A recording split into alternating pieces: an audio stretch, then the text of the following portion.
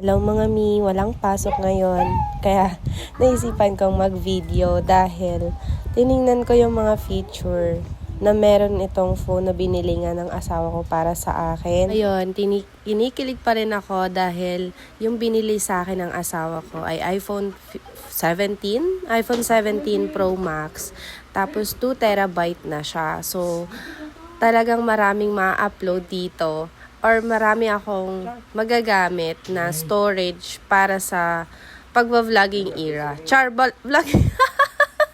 Kasi niya kung magiging masaya ba daw ako or nakikita ko ba na magiging masaya ako sa pagva-vlog, pagvi-video, ganyan, in the long run. So, sabi ko, oo naman, masaya naman ako sa ginagawa ko. Kasi noon pa man, mahilig talaga ako sa pictures, sa videos, ganyan. Hindi lang siya masyadong ina-upload publicly or hindi pa ako natutong or alam mo yun, lumabas sa comfort zone na gusto kong maging content creator. So, ang navivision ko lang talaga before is i-share lang yung good news na meron ang ino-offer si PUP, which is yung nakakapag-aral ka at the same time nagagawa mo yung present mom at saka yung mga gagawin or kailangan mong gawin sa bahay. For example, yung mga house chores, pag-aalaga sa pamilya. So, kagaya ng ginagawa ko, ito yung daily kong routine pagkagising ng umaga. Medyo late ako nagigising kasi late na rin ako nakakatulog.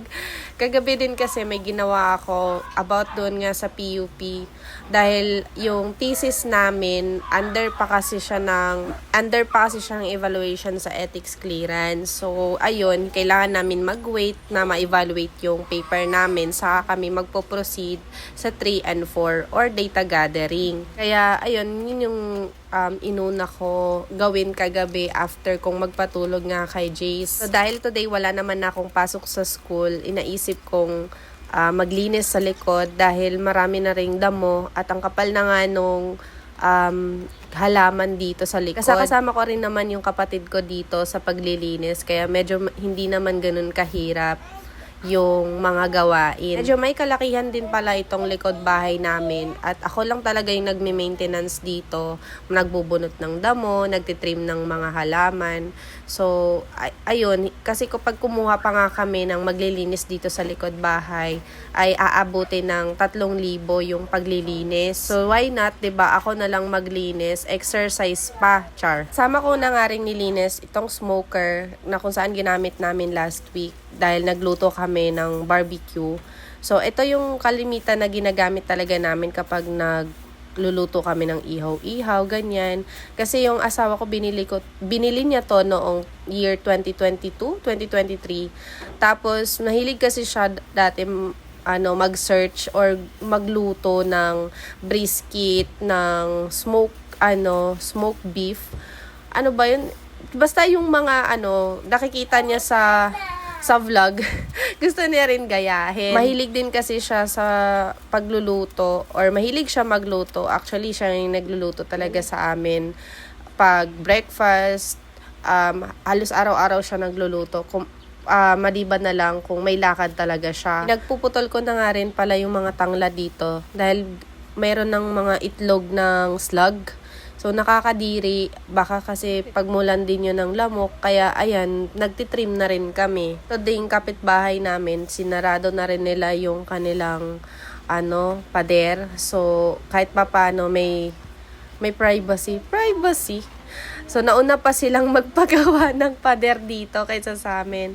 Pero, soon, darating din tayo doon. May inaantay lang. Inaantay? Ano inaantay? So, ayun nga, mabalik din tayo about dun sa pagbili ng asawa ko sa akin ng phone na maayos yung camera, maganda yung camera, ganyan. So, ayun nga, gusto daw niya na suportahan ako sa pagbablog ko. Kaya sabi niya kung masaya ako sa ginagawa ko, andyan siya para tulungan ako sa kung gustong gawin sa buhay. Kasi ang sabi niya, ayun naman daw yung role niya, ang suportahan ako sa kung ano yung gusto kong gawin. At basta masaya daw ako sa ginagawa ko. Andyan lang siya. Char! Wow, sweet yarn! Na-try ko nga rin pala itong dual camera ng iPhone.